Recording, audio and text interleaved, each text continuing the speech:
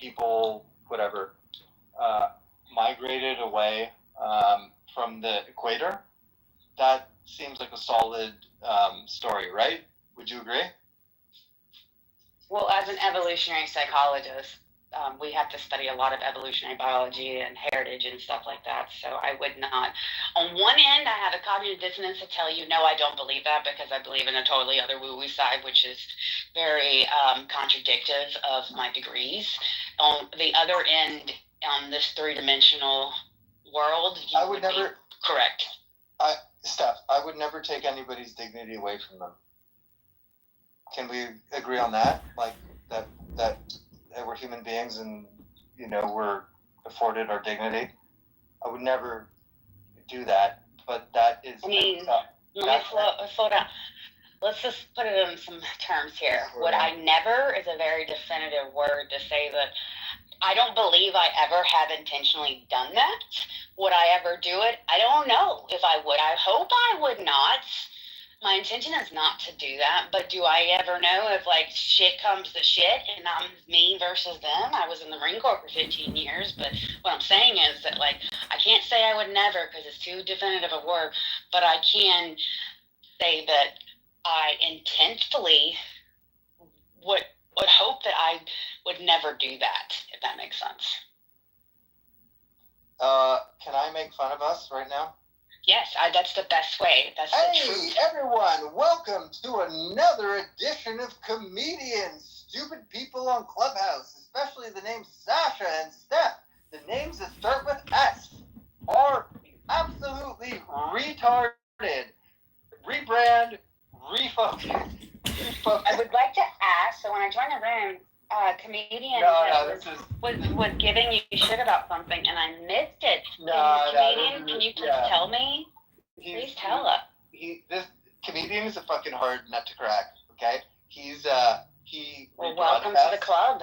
Welcome to the club. Broadcasts material from Clubhouse, and he's got his own followers on He's like part AI. Is that what you are? Because that's super cool. No, but I really like him. I think he's a fucking solid guy. But, explaining to him that he's a solid guy is, really hard for him to accept. You don't accept compliments well. He doesn't. He doesn't. He doesn't know what Don't let me analyze you on that. Yeah. You hear the chickens? Okay. Anyhow, okay. I wanted to do, a fucking meme of his show because... that he just rebroadcasts and he does that. So I wanted to fucking cock block it because I'm not a fool and neither are you. But I love him. Welcome back to another exciting episode of Low IQ Dumb People talking about nothing on a Saturday evening. There we go. And then maybe he's got a fucking 1,000 people watching. It's okay. Or 10. It's good. Steph, thank you so much for coming into the room that I set up for us. It probably won't take off, but I really did enjoy having conversations with you. I mean, with that attitude, it probably won't, but I'm in a chicken coop, basically using aerosol glue to hang this fucking wallpaper, so anything could fucking happen here, That's right. That's right. That's right. Have a spirit of adventure. Oh my God, this stuff is strong smelling. This is going to give me a headache or get me high. I don't know. No, chickens! Can't go out the door. Sorry, I can't unmute myself. I can't believe you only had chickens for 2 months. It's amazing. I know, it's amazing to me. It's amazing to me that, they're still alive. You get what? eggs? No, they're not even fully 2 months old. I think it's gonna take until they're 4 months old. What? I just moved them outside. Do you have coyotes? I mean, I live in Michigan, and I actually live really. I have wild turkeys and weird shit going on. But right now, I can tell you that everything I'm learning is off YouTube. So far, they're still alive, right? It's springtime in Michigan, right? You could call it spring, but it's getting there. Yesterday it was 70, but last week it snowed a day, and today it's in the So we're almost considered spring. I mean, I did put a lot of my stuff, already transplanted it in my garden because I had an indoor greenhouse. But are you middle-aged? this shit works, man. And I got it all over me. I got to mute myself because I have glue on my hands now. So. Are you middle-aged like I am? I'm 41 years old, and I plan to live to be 120. And I don't plan on dying because I'll be buried as a tree, so therefore my life will continue on. No wonder why. Or I'm going to be an android, which would be okay too. So. Yeah. Do you find it difficult to interface with like 20-year-olds and like 30-year-olds and stuff? I do. No. Let me hold on. I'm gonna probably get out of the chicken coop while I tell you. So also, like I said, I'm an evolutionary psychologist, but I'm also a behavioral psychologist too, and I'm working on another graduate degree. But anyway, before that, I was in the Marine Corps 15 years, so I have a lot of experience working with children and people who need crayons. And anyway, now surprisingly, in this chapter of my life, suddenly one of my jobs is I'm a part-time where I teach art therapy classes to elementary school students, and which has been great because I used to not believe I could ever actually connect with children. I had an issue emotionally connecting with my own children for a long time because, conditions in the Marine Corps. Oh my God, do you really want to know that one? Because that's a whole nother fucking room, Sasha. So I have two adopted children. One of them is 27. She has 4 babies. I have another adopted son. I got Caitlin when she was 16. Her mother had passed away. She's my best friend in the Marine Corps. That's the one that has the 4 babies now. And she's 27. And then I got Jesse when he was 11 and I was in my early 20s. He was actually my stepson in my first marriage, and I adopted him, but he died when he was 18. And then I had Tyler Christian, but he died when he was 3 months old in the NICU. And then I had Tyler Ronan, and he was also premature, but he has turned 17 2 days ago, and he's awesomeness. And then I have my daughter, Annalie. She is 11 and does a very strange relationship with me and her because, that's a complicated story. And then I have 2 stepchildren now. That is 13 turning 14 and a 10-year-old. No, I'm not. I'll get there. And then I did have 2 other stepdaughters in my second marriage I was close to. And technically, because my adopted daughter, Caitlin, she has 4 babies, I mean, legally, I would be a grandmother, but we don't say that because I'm Cece, and there's no fucking way a 41-year-old would have 4 baby grandchildren. What? That's crazy, right? And I didn't give birth to Caitlin. I got her when she was 16. So that's weird. But as far as nurturing, no, that has not been a thing for me for many years. There's a whole story behind that. Well, probably there's not a whole story. Just honestly, the universe kept giving me children in a situation where I never wanted to be a mother, and I didn't think I was very good at it. I was very good at being a Marine. I was very good at being a ruthless fucking cunt with no heart. And unfortunately, I had 5 combat tours, and being a Marine just doesn't seem to be very supportive to having a marriage or being a mother. Just it doesn't compute very well, if that makes sense. So I failed at those couple things for a while, and for a long time, even when custody changed after my second divorce, things. I wasn't very nurturing in a way that a mother would. I was present, but I wasn't present. Does that make sense? I was there. I got to do this, I got to do that, I wasn't really there. Yeah. But things changed. And after my second graduate school, and then I started gardening, and which is another whole story. No one would even recognize me gardening. I started doing it. I mean, it's the weirdest shit. You couldn't pay me to cut grass. It's I was 36 years old, and I was like, dude, I never cut grass on my own.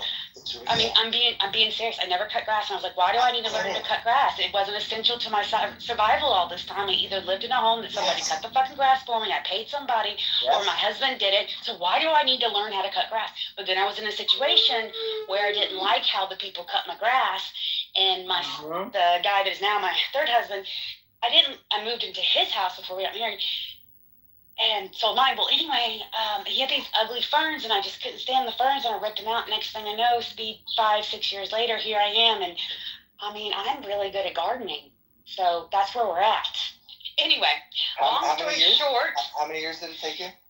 Well, the gardening thing, I mean, how it pretty instantaneously did I fall in love with it, but I also was 5-6 years. I mean, to be good at it, I wouldn't say. I mean, it probably took me about 2 years to really like watch a lot of YouTube, and but about being a parent, is that I wasn't always nurturing. I kind of convinced myself. They're intertwined. That's why I bring it up. So they're intertwined. So when I didn't have, when custody changed after my second divorce, I agree. I struggled to this point in my life where, like, okay, I'm not in the Marine Corps anymore. That kind of mentality no longer serves.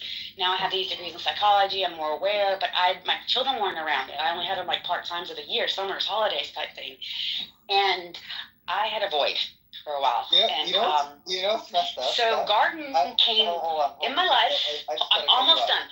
And I'll tell you, and I'll let you. What I'm saying is you asked me, you said I was nurturing. That's my life changed. I never thought I was nurturing. Then suddenly I found it within gardening. And then something happened with me and my son where I found myself being actually present and nurturing, and something I never expected inside me where I felt like a mother and felt present that I had convinced myself that I wasn't capable of, because I was like, why do the universe keep giving me fucking kids? I suck at it. I keep failing at it. The next thing I know, I started realizing maybe I could be. And then suddenly now I love being around kids, and I love being nurturing, and I can't say I'm good at it. Some people like to tell me I'm good at it. I mean, people pay me to actually be good at like teaching them how to be a better parent now, which is fucking weird. But long story short, who I am today, I would say I'm nurturing. But to say that I always was, no. That's where I end my story. And now I got to glue up my hands. Okay, now tell me what you were going to interrupt me and tell me, because I don't mind. Okay, this is what I was going to say.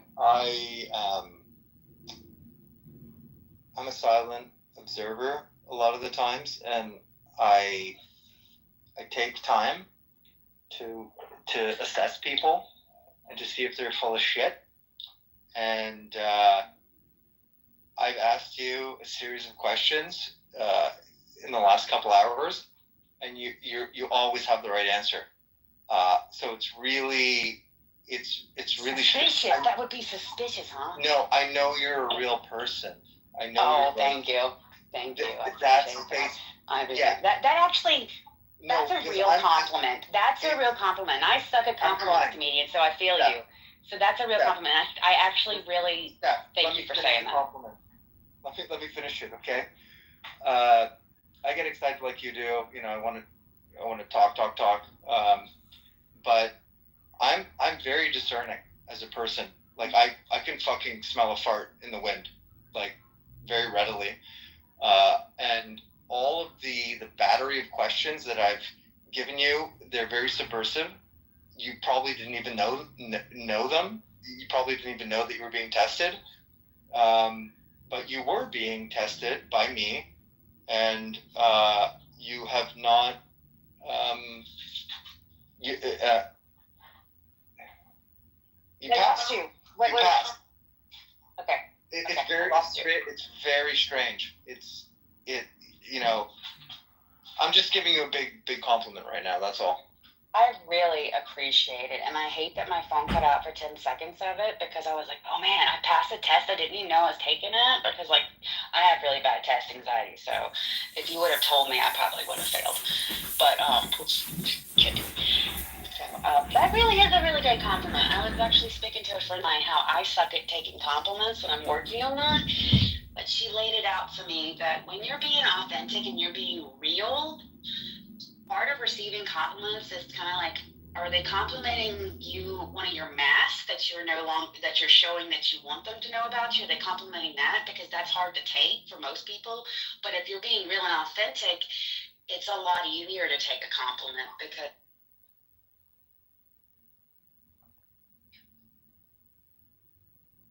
I don't remember your username. What? Nobody on this app that said shit about me for me to even care. Mom, You're obviously Welcome back to another exciting episode of Low IQ Dumb People talking about nothing, wasting all the time. On a beautiful Saturday evening, I give you the dumbest people in Clown House.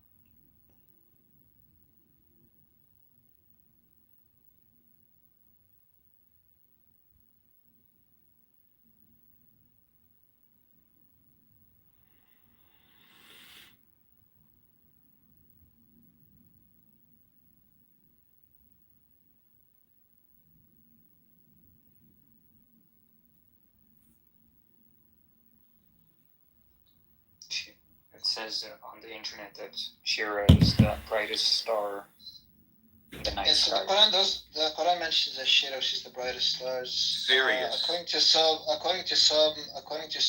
interpreters of the Quran, that refers to Sirius in astronomy. So I guess you could make the case here. Yeah. Thanks for being honest. I mean, but that's nothing, bro. Like literally. I mean, you don't have to tell me you don't believe it. I don't care. It's not about you don't have to believe it, bro. It's on you. I don't care. I gave it to you. You rejected it. You have to answer for that. Okay, not so on me. Let's make a case though. Like literally, I was looking at another thing that you said, which is, I mean, I think. But I wanted to make the other point about like the thing you said about like 8.3. That's like equivalent to me asking how many times is cow mentioned in the Quran. Cow is mentioned in the Quran 9 times. Well, in McDonald's, a Big Mac costs $9. How could Muhammad possibly have known that? Or it's $90. $90. God knew. You have to multiply by 10. $90. It's like the kind of like argument they can give in World Cup. But by the same This logic, is a very thing that happens also. Big Mac cost $9 and Aisha was 9 years old. How could the Prophet have known that? Yeah, I don't know who Aisha is. Aisha's not found in the Quran. If you could find her, There was a Zen student who quoted an old Buddhist poem to his teacher, which says, "The voices of torrents are from one great tongue. The lines of the hills are the pure body of Buddha." "Isn't that right?" he said to the teacher. "It is," said the teacher, "but it's a pity to say so. It would be, of course, much better if this occasion were celebrated with no talk at all, and if I addressed you in the manner of the ancient teachers of Zen, I should hit the microphone with my fan and leave. Because Zen is a way of life, a state of being that is not possible